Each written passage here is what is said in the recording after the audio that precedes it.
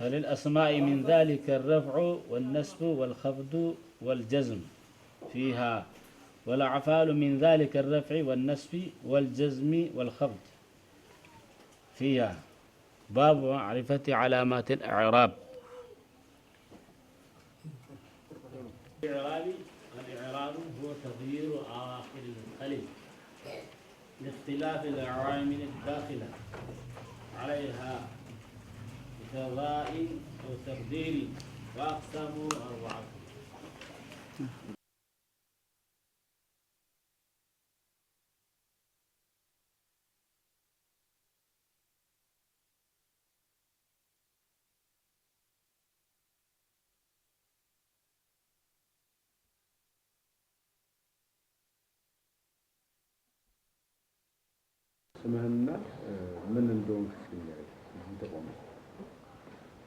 بسم الله الرحمن الرحيم. الحمد لله رب العالمين، الصلاة والسلام على رسول الله صلى الله عليه وسلم። بسم الله إن شاء الله. اسمي اسماعيل حسين እርጎሻ ይባላል። የመጣሁት ያው ከስልጤ ዞን ከስልጤ ወረዳ ገርቢ በር ላይ ነው የመጣሁት። ያው የትምህርት በጣም አስፈላጊ ነው። ያው ትምህርት በጣም የዲናዊ ትምህርት ማለት ነው በጣም አስፈላጊ ነው። ካልተማር ነው ማለት ነው አሁን ማለት ነው ቁርአን ማለት ነው ምን መሆኑን ማለት ነው ኢንሻአላህ ካልተረዳን ማለት ነው ነገ አላህ Subhanahu Wa Ta'ala ያው እዚህ ለፈጠረን ነገር ማለት ነው እያንዳንዱን ነገር አስተምሮት ቁርአኑ ራሱ ይነግረናል። እዚህ ላይ ዱንያ ላይ ማለት ነው የተገኛችሁት ማለት ነው ያው ይላል አላህ እኔ ልትገዙ ነው ይላል አላህ ማለት ነው። ስለዚህ ለመጣ ነው ዓለም እሱ ስለሚነግረን በነገረነው መሰረት ማለት ነው አላህን አውቀን ልክ ማለት ነው ኢንሻአላህ ያው የቂያማም ቀን ማለት ነው ኢንሻአላህ ያው አላህ እንዳለማ አሁን በቀልባችን ማለት ነው አላህን አውቀን ያው ብዙ ጥያቄዎች አሉ ማለት ነው። ቀብሩ ላይ ያለ ስራጥ ላይ ያለ ሚዛን ላይ የሚባል ነገር የተለያየ ጥያቄ አለ ማለት ነው። ያንዳንዱ ጥያቄ ማለት ነው ከሞትን በኋላ የጠበቀን ጥያቄ ነው። ያን ጥያቄ ማለት ነው መመለስ የምንችለው አሁን እዚህ ላይ ዲናዊ ትምህርት ከተማርን ነው። ካልተማርን ማለት ነው ዝም ብሎ ካለን ዲናዊ ትምህርት ካልተማር በደንብ ዲናዊ ትምህርት ካልተማር እዛም ላይ ማለት ነው ጥያቄ ሲንጠይቅ እዛው ተንተባትበን ነው ቁጭ ምን ነው ማለት ነው። ስለዚህ እዛ ምን ተባተ ማለት ነው በሙሉ ማለት ነው እዚህ አላህን አውቀን ቀብሩም ላይ የምንጠይቀው ጥያቄ ለመመለስ ስራጥም ላይ የምንጠይቀው ጥያቄ ለመመለስ ኢማንም ድረስ ማለት ነው ይሄን ይመስላል። እንዳመት ተምራለህ እዚህ ምን አስተማሯችሁ? ኡስታዝ ምን አስተማሯችኋል? ስንት አመት ነው የተማርከው?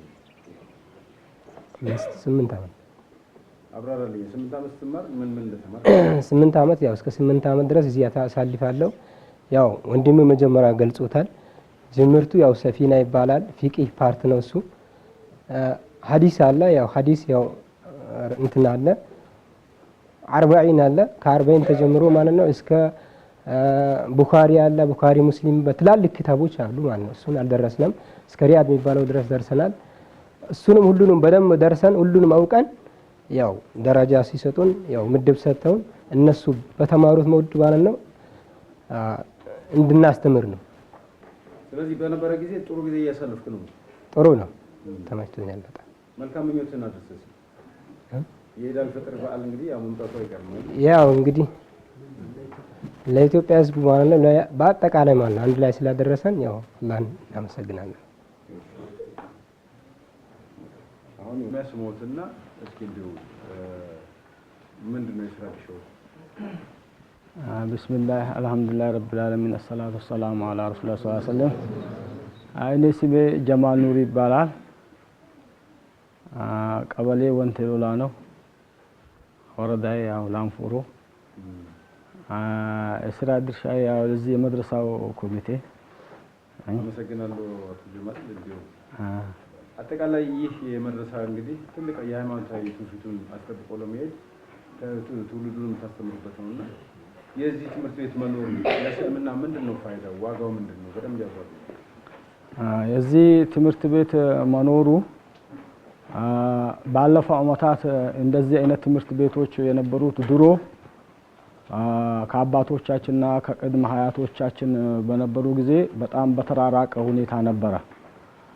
እነሱ ጊዜያቸው ሸምግለው ወደ አኺራ ሲሄዱ ይሄ ነገር በጣም የተቋረጠ በመምጣቱ እኛ ማለት ነው ለዚህ አላህ Subhanahu Wa Ta'ala ዳዋ የሚባል ነገር ሲጀምር ይሄ ነገር ማለት ነው በእኛ በዳዋ ብቻ ለእስልምና መተላለፍ በቂ አይሆንም በሚለው የቀሩ ሰዎች እንደዚህ አይነት ተቋም ተሰርቶ የግድ ማስቀራት ይኖርባቸዋል እስልምና ማለት ነው ያጠረና የጠፋ ስለሄደ እንደዚህ መኖር ይኖርበታል ብለን መሾራ ተወያይተን ማለት ነው ከነኚህ ከኡስታዛችን ይሄንን ነገር እንዲጀምሩና ለህብረተሰቡ ጠቅላላ ማለት ነው ለዓለም ሙስሊም የዲን እስከ ቂያማ ድረስ የሚቆይበትና የሚተላለፍበት ነገር መኖር አለበት ብለን ከዚህ ከሁለት ቀበሌዎች ማለት ነው ተስማምተን ለነዚህ ኡስታዛችን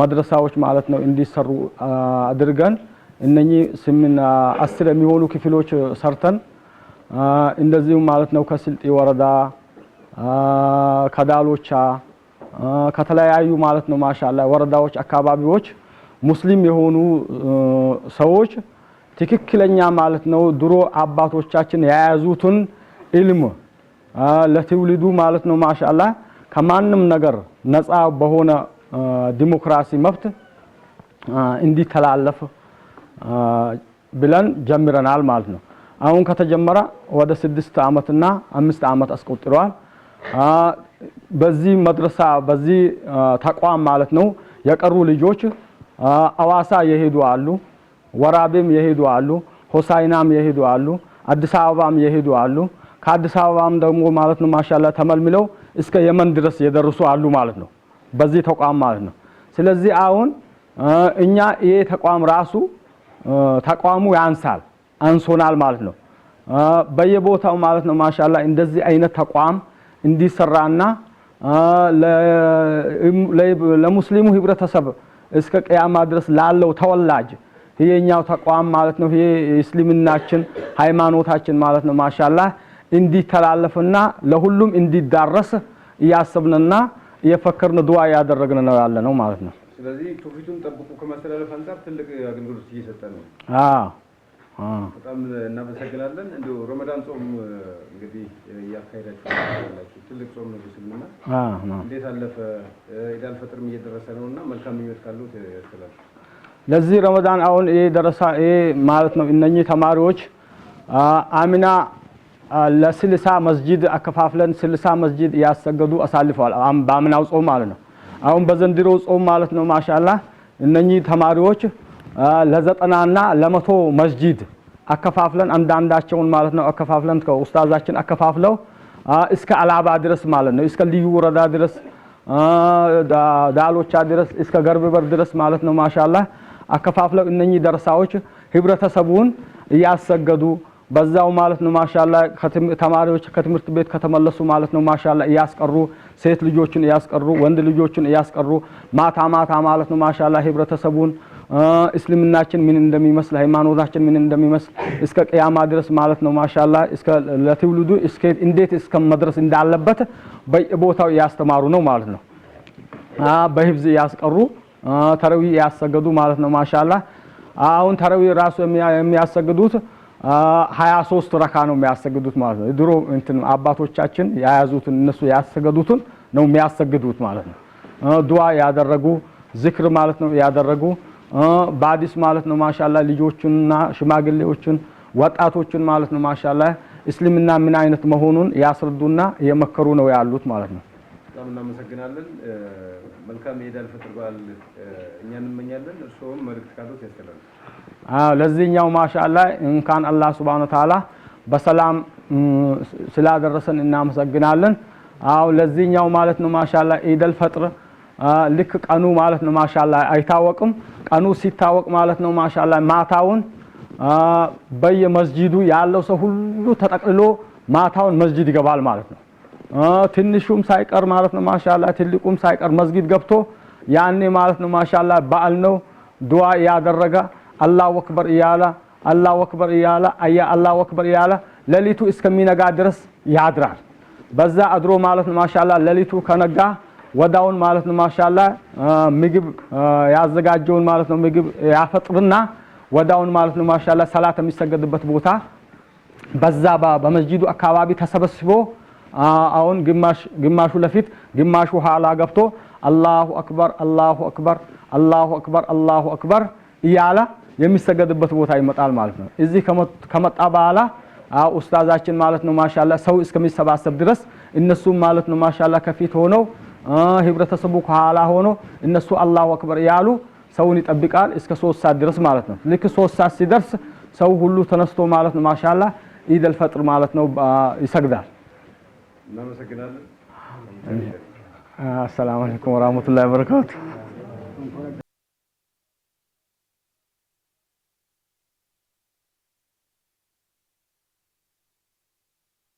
ያው እንደ ከተማ ልማት ያለን መልእክት ምንድነው? ከተሞቻችን ከዚህ በፊት ያው በተለያዩ በቢሮክራሲዎች ምናምን እንትን ይባል ነበር። አሁን ባለው ሁኔታ መንግስትም ጭምር አጥንቶት አገር ውስጥም አገር ውጭም ያሉ ባለሀብቶችን ያላቸውን መዋዕለ ንዋያቸውን ጭምር ባሉን በከተሞቻችን መተው ኢንቨስት ያደርጉ እዚህ አንደኛ የአካባቢ ማህበረሰባቸውን ጭምር ተጠቃሚ ያደርጋሉ። ሁለተኛ ደግሞ እነሱ በሚያመርቱት አዲሽናል ወይንም እሴት ጨምረው ጭምር ለውጭም ጭምር ኤክስፖርት ማድረግ የሚችሉበትን ምቹ ሁኔታ ለመፍጠር መንግስት ያመቻቸው ምቹ ሁኔታ አለ። ይሄን ምቹ ሁኔታ ደግሞ መጠቀም መቻል አለባቸው። አንደኛ በቂ የመሬት አቅርቦት አለን፣ በቂ ረው ማቴሪያል አለን፣ ሁሉ ነገር አለ። እዚህ የሌለ ነገር የለም ብቻ ነው። አንደኛ በስንዴ ቢጠቀም ረው አዲሽናል ወይንም እሴት እየጨመረ ኤክስፖርት ማድረግ ይችላል።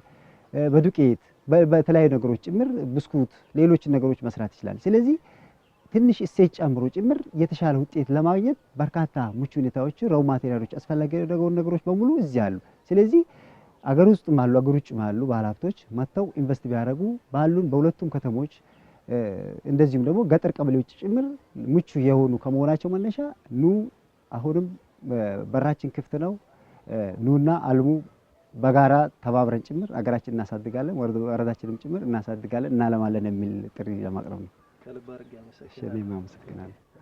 ጥሩ ከኢንቨስትመንት ጋር ተያይዞ ያው በየቦታው ያሉ አገር ውስጥ ባሉ እንደዚሁም ደግሞ ሩቅ ቦታ ያሉ ባለሀብቶችን ጭምር ሰብስበን በወረዳ ደረጃ ለማወያየት ሞክረናል። ስናወያያቸው እነሱ አካባቢ የነበረው ምንድነው ከዚህ በፊት ውሃ አይኖርም ነበር እዚህ ከተማ ውስጥ።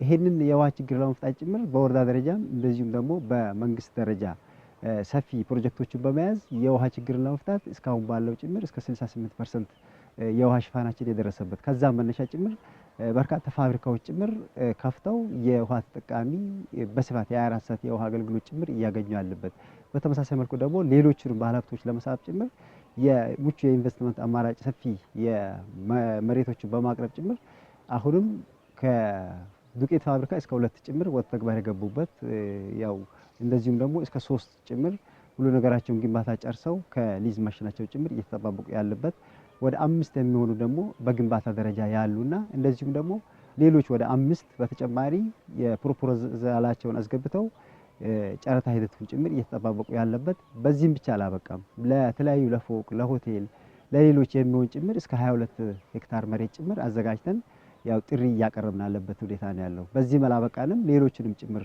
ምቹ ሁኔታዎችን በመፍጠር ጭምር በአነስተኛ ነዋሪ የሚኖሩትን ሌሎችንም ጭምር እያደራጀን ጭምር በማህበር በጥቃቅንና አነስተኛ ጭምር እያስገባን ያለንበት እንደዚሁም ደግሞ በተለይ በ5 ኢንተርፕራይዝ ዘርፎች ጭምር በጥቃቅንና አነስተኛ ተደራጁ በማኑፋክቸሪንግ ዘርፍ ላይ ጭምር ልዩ ትኩረት በመስጠት የራሱ ክላስተሪንግ ፈጥረን ጭምር ሰፊ እንቅስቃሴ እያደረገ ያለበት ለከተማ ግብርና ጭምር የራሱ ክላስተሪንግ በመፍጠር ጭምር ሰፊ ኢንቨስትመንት እያደረገ ያለበት ከዛም መነሻ ጭምር በወተት ሀብት ልማት ጭምር አሁን ወደ ማቀነባበርና ወደ ሌሎች ጭምር ለመሄድ ፕሮሰሲንግ ለመሄድ ጭምር ጥረት እያደረገ ያሉ ባለሀብቶችም አሉ።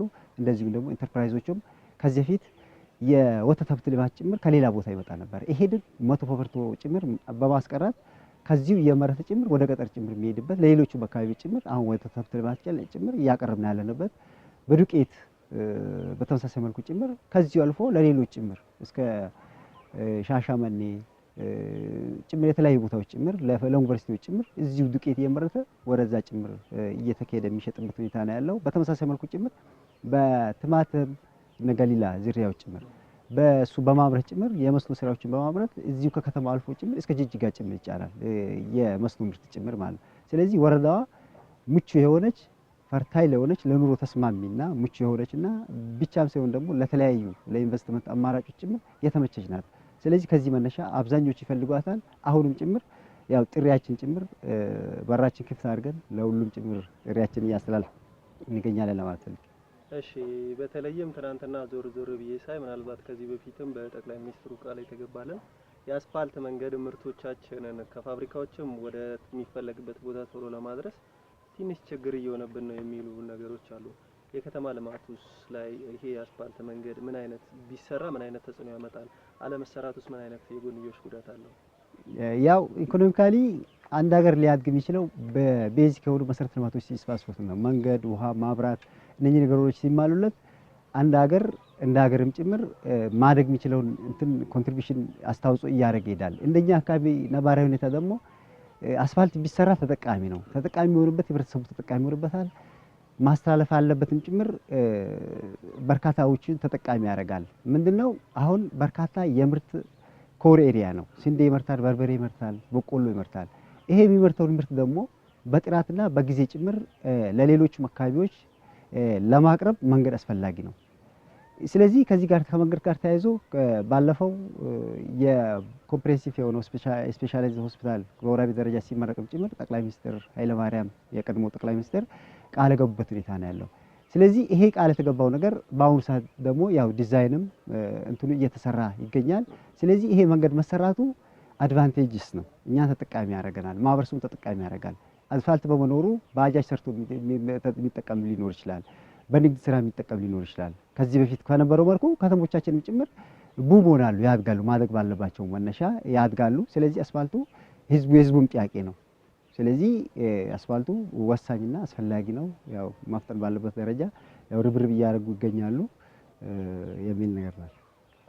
እስቲ እንደ ላምፍምህንና እስቲ የሥራ ኃላፊነትን አስተዋውቀኝ። እሺ ስሜ ሁሴን ሱነሞ እባላለሁ። የላንፉሮ ወረዳ ከተማ ልማትና ቤቶች ጽሕፈት ቤት ኃላፊ ነኝ። እንደው በላንፉሮ ወረዳ ውስጥ ወደ 3 የከተማ ቀበሌዎች አሉ። በተለይም ደግሞ የጦራ ከተማ የውስጥ ለውስጥ መሰረተ ልማቷ ምን ይመስላል? ከእድገቷ ጋር ተያይዞ ልማቷ? እሺ ጥሩ። ያው በላንፉሮ ወረዳ ያው እንደተባለው ወደ 2 ማዘጋጃ ቤቶች አሉን። እንደዚሁም ደግሞ የገጠር ቀበሌዎች እንደዚሁ በስኬች ደረጃ የሰራናቸው ወደ 15 ቀበሌዎች አሉ። ከዚህ መነሻ በከተሞችን በተለይ የእድገት ትስስር ለመፍጠር የውስጥ ለውስጥ መንገድ ጋር ተያይዞ እስከ 120 ኪሎ ሜትር የሚሆን በሁለቱ ከተሞች ላይ እንደዚሁ በጦራ ወደ 78 ኪሎ ሜትር አካባቢ የውስጥ ለውስጥ መንገዶችን ዲች፣ አካፋይ፣ ሌሎች እንትኖችን ጭምር እየሰራን ያለንበት ህዝቡን በተሻለ መልኩ ተጠቃሚ ለማድረግ ሰፊ ርብርብ አድርገን ጭምር እየሰራን ያለንበት። እንደዚሁ በተጨማሪ በወረዳው የተገዛ ግሬደር አለ። ይህን መነሻ በማድረግ ጭምር የከተሞችን የውስጥ ለውስጥ መንገድ ፕላስ ደግሞ ከከተማ ገጠር የማገናኘት ስራ ጭምር በሰፊው እየሰራን ያለንበት ሁኔታ ነው ያለው። እንደው ምናልባት አንተ እዚሁ አካባቢ ነው ተወልደ ያደግከው። የጦራ ከተማ እድገት ትናንትናና ዛሬ እስቲ ያለውን ልዩነት ነገር ነው። ጥሩ። የከተማዋ እድገት ያው ትላንትና ያው ስንማርም እዚሁ ተምሬ ነው ያደግኩት። ትላንትና የነበረ እድገቷ ያው ውስን የነበረና እንቅስቃሴ እምብዛም ያልነበረበት ሁኔታ ነበር። አሁን ባለው ሁኔታ ግን የከተማው ነዋሪም ጭምር ከገጠር ጭምር ወደ ከተማ ጭምር እየፈለሰ ያለበት የከተማው ጭምር እድገቱ ጭምር ቡም እየሆነ ያለበት በስፋት እያደገ ያለበት ከዛም መነሻ ጭምር ትላንትና በጥቃቅንና አነስተኛ ደረጃ የነበሩ ኢንተርፕራይዝ የነበሩ በውስን እንቅስቃሴ ሲኖር የነበሩ በአሁን ደረጃ ጭምር ፋብሪካዎች ጭምር እየገነቡ ያለበት ከተማዋ ጭምር አሁን በከፍተኛ ደረጃ ጭምር እያደገ ያለበት ከመሆኑ መነሻ እዚያው ምርቶች ጭምር ወደ ሌላ ቦታ ጭምር ወስዶ እየሸጠ ያለበት ከዚህም ለዚህም ደግሞ ዋነኛ ምክንያት የሆነው አካባቢው በምርት አምራች ነው። በቆሎ ያመርታል፣ በርበሬ ያመርታል፣ ስንዴ ያመርታል በስፋት። ለዚህም መነሻ በመሆኑ ጭምር ከገጠር የሚያመርተውን ምርት ከተማ እያመጣ ጭምር ቤት እየገዛ የተለያዩ ነገሮችን ኢንቨስት እያደረገ ጭምር በፍጥነት ደረጃ ጭምር ያሉ ሁለቱም ከተሞች ጭምር በስፋት እያደገ ያለበት ሁኔታ ነው ያለው። ከዚህም መነሻ ጭምር በስፋት ከተማ እየተስፋፋች ያለችበት ሁኔታ ነው ያለው። እንደው ምናልባት እንደነዚህ አይነት ካሽክሮፖች በብዛት ያለባቸው አስፋልት አጠቃላይ የህብረተሰቡም ጥያቄ ነው። አስፋልት በዚህ እድገቷ ላይ አስፋልት ቢገባ በጣም ያው የተለየ ለውጥ ነው የሚመጣው። በህብረተሰቡ አካባቢ አርሶ አደር ለሚያመርተው ምርት ምንም እንትን ሳይል ማለት ነው ገበያ ያለበትን ቦታ በቀላል ወጪ ተጠቃሚ የሚያደርገው ነው። ብዙ ኢንቨስተሮች አሉ ያላቸው ያመረቱት ምርት ራሱ አስፋልት ማኖሩ በሌላ ቦታ ነው እየጫኑ ያሉት።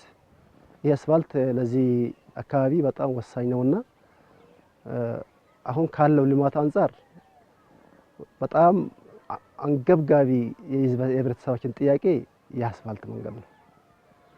የአስፋልት እንግዲህ የአካባቢው እድገት አስፈላጊና አርሶ አደሮች ያመረቱትን ምርት አማራጭ ገበያ ያለበት ወስዶ ተጠቃሚ እንዲሆኑ እንዳይሆኑ ያደረጋቸው ይሄ አስፋልት ባለ መሰራቱ እና በየስብሰባውም በየእንትኑም ሰው በቃ በጣም መቼ ነው የሚገባው የመጣው ሁሉ አስፋልቱ እንዴት ነው የሚለው ጥያቄ በየስብሰባውም እያቀረበ ያለው ህብረተሰባችን አሁን የህብረተሰቡም ጥያቄ ነው። አስፋልቱ ያው ቃል ተገብቷል ይገባል ተብሏል። ያው ህዝቡ ነው ህብረተሰቡ ነው የጠየቀው። እዚህ ወራቤ ሆስፒታል ሲመረቅ ጠቅላይ ሚኒስትር ኃይለማርያም ደሳለኝ በመጡበት ህዝቡ ሆ ብሎ ነው ያነሳው። እኛ ያመረትነው ምርት ገበያ ያለበት ወዘለው ሸጥ ከባድ የመንገድ አለመኖር ከባድ ጫና አድርሶብናል፣ ተጠቃሚ መሆን አልቻለም በሚል አቅርቦላቸው ያው ቃል በተገባበት ጊዜ ቢዘገይም በአንደኛው ጂቲፒ ያው አልተሰራም። ሁለተኛው ጂቲፒ ላይ ያለነው አሁን በተስፋ ነው እየተጠባበቅን ያለነው ይገባል የሚል ግምት አለ። እሺ እኔም አመሰግናለሁ። በጣም የትኛውም ኢንቨስተር መጥቶ ቢሰራ አትርፋማ ነው። የመጡትም በጣም ውጤታማ ናቸው። ምክንያቱም ያው ምርቱ በጣም እንደሚታወቀው ከዚህ በፊት ገበሬዎች ስንዴ በጣም በአጋፍ ያመርታሉ። የመርተው ስንዴ ወደ ሌላ ፋብሪካ ያለበት ነበር ሲሄድ የነበረው። አሁን 2 ፋብሪካዎች ተጀምሮ አርሶ አደሩ ምን ወጪ ሳይወጣ በዚህ ፋብሪካዎች ተጠቃሚ ሆነዋል። ከውጭ መጥተው ኢንቨስትመንት እዚህ መጥተው ከውጭ ያሉ እንትኖች ቢመጡ ኢንቨስት ቢያደርጉ በጣም ተጠቃሚና በጣም ትርፋማ ናቸው። የገቡትም አለ አይቶታል። አካባቢው ካሽ ክሮፕ ነው። በጣም በልዩ ሁኔታ ምርት አለበት። ከተማው ደግሞ በተለይ አሁን ካለበትም ፈጣን እድገት ከሚታየው ፈጣን እድገትም በተጨማሪ ምርት በሚሰበሰብበት ጊዜ አርሶ አደሩ በቃ ገበያ በጣም አካባቢ በጣም የጦፍ እንቅስቃሴ ነው ያለው። መጥቶ ያሉ ከሌላ ቦታ ያሉ የዚህ አካባቢ ተወላጅ ይሁን የሌላ አካባቢም ተወላጅ መጥቶ እዚህ አካባቢ ኢንቨስት ቢያደርጉ በጣም ተጠቃሚ ናቸው። ምንም ጥያቄ የለው፣ ትርፋማ ናቸው። ላንፍሮ ወረዳ ሲባል ላንፍሮ የሚለውን ስያሜ ከምንድን ነው ያገኘው? ላንፍሮ ያው እንደምታየው በጣም ያው ተራራ ነው። ሰማይ ጠቀስ ተራራ ነው። ያው የሚታየው ተራራ ነው። ይሄኛው ወጣ ሰንሰለት በጣም ትልቅ ተራራ ነው። ስያሜው ያገኘችው ያው ላንፍሮ ያ ተራራ ነው። ከዛ ነው ያገኘችው። ያው ስልጥኛ ነው እንትኑ የተወሰደው በስልጥኛ ስያሜ ነው። ያው ላንፍሮ ማለት ያው እንትኑ ተራራው ስም ነው። በዛ ነው የወሰደችው ስም ላንፍሮ የሚባለው ስም ከዛ ነው የወሰደችው። እሺ እንደው ምናልባት አብዛኛው ከሻንቃ ተነስታ ጭቃቄ ማለት በታች በእንትን እዚህ እንትኖች ያሉበት ፋብሪካዎች ያሉበት አካባቢ ያው ጭቃቄ ይባላል። ከዚህ በፊት ጭቃቄ ይባል ነበር። ያው ወደዛ መጣች። ከዛ በኋላ ያው ጦራ ዋናዋ ጦራ ተመሰረተች። እዚህ ምስረታዋ ይሄን ይመስላል። ጦራ ማለት እንደው በስልጥኛ ምን ማለት ነው? ጦራ ማለት ያው እንትኑ ከስልጥኛ የተወሰደ ነው። ጦራ ማለት ያው ተሸከሙ ማለት ነው። ሰዎቹ ከዚህ በፊት ያው እዚህ አካባቢ ጫካ ነበረ። ጦራ ራሱ ማለት ነው ጥቅጥቅ ያለ ተፈጥሮ ደን ነበረ ጫካ። በዛ ጫካ ማለት ነው ከላይ አካባቢ አርብቶ አደር ነበርና የስልጤ ብሔረሰብ በብዛት በዛን ጊዜ የነበረው ምክንያቱም ይሄ ሳር ፍለጋ ይሄ አካባቢ በጣም ሳር ኃይለኛ ለከብት መኖ ስለነበረ ከብታቸውን ይዞ ክርምት ይመጣሉ። እዚህ ክርምት ያለ ከብቶቹም በጣም ምቹና በጣም አያሩም ተስማሚ ነው። በአመጋ ክርምት ነበረ በጊዜው። ከዛ ወደ በጋ ሲያደላ ወደ በጋ ሲወጣ ውሃ እዚህ አይኖሩም፣ ውሃ አልነበረም። ሰዎቹ ያላቸው እቃቸውን ልጆቻቸውን ተሸክመው ተሸክመው ስለሚወጡ ያው ተሸከሙ የሚለው ነገር ጦራ ማለት ያው ጦር ማለት ተሸከመ ለማለት ነው። ሰዎቹ ያላቸው እቃቸውን ጦሮ ተሸክሞ ተመልሶ ወደ ውሃ ያለበት ተመልሶ ስለሚሄዱ ጦራ የሚለው ስያሜ ከዛ ነው ያገኘችው። እንደው ጦራ ስያሜዋን ከዛ በኋላ አግኝታ በተለይ ዛሬ ላይ ያለችባት ደረጃ ላይ ስትደርስ በትምህርትም ሃይ ስኩሎች ተከፍተዋል፣ ሆስፒታሎች የመጀመሪያ ደረጃ ተከፍተዋል። በፊት ከኩሬ ውሃ መጠጥም ወደ ንጹህ መጠጥ ሙሉ በሙሉም ባይሆን ተደራሽነቱ የተሻለ ነው። እነዛንስ እድገቶች እንዴት ነው በትምህርት በጤና በመሰረተም በተለይም መንገድ ላይ ብዙ ሰዎች አስፓልቷንም ያነሳሉ። ያንንም ነገር አንድ ላይ እንገሩኝ እስቲ። ያው ጦራ ከዚህ በፊት የነበረው በጣም የነበረው አንድ ትምህርት ቤት ነበር። ትምህርት ቤቱም ያው እስከ 8ኛ ክፍል ነበረ። ከዛ ምንም ትምህርት ቤት አልነበረም። ከዛ እንዳልከው አካባቢ ህብረተሰብ የሚጠጣው የነበረው ውሃ የኩሬ ነበር። ኩሬ ነበረች አጠቃላይ። ከዛ ነበር ሰው እየጨለፈ የሚቀመጠው። ያ ኩሬ ማለት ያው እዛ ቆሻሻውም ያው ከተማ ይታወቃል፣ ብዙ ቆሻሻ አለ። ያን ሁሉ ይዞ የገባውን ውሃ ነበር ሲጠጣ የነበረው።